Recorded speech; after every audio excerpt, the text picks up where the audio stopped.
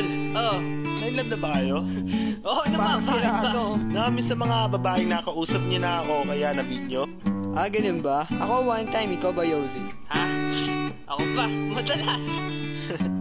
Oo nga, ikaw pa. Pero teka kayo, kwento mo naman iyo pare. Oo nga naman, kwento mo sa amin. Oo ba?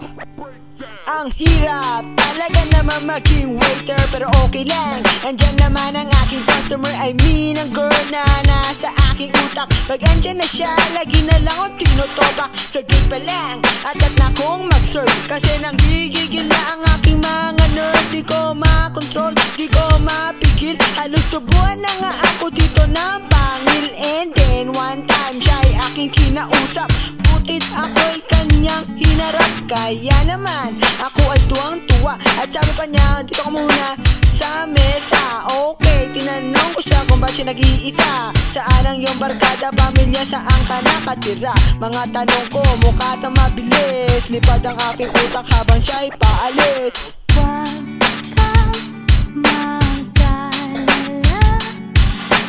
di ko ipipilit sa'yo.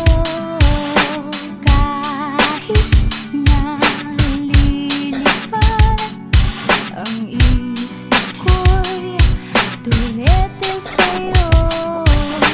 Kahit nalilipad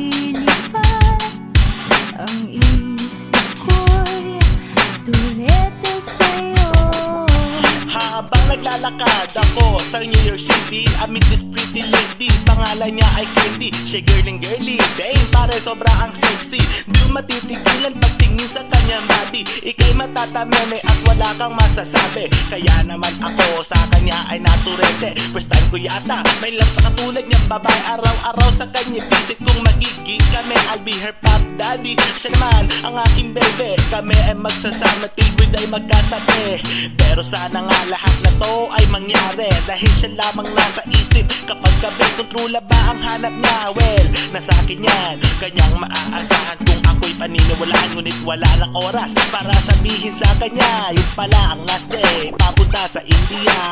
Huwag kang mag-alala, di ko ipipilit sa'yo. Kahit nalilipad ang isip ko'y turete sa'yo. Kahit nalilipad ang isip ko'y turete sa'yo.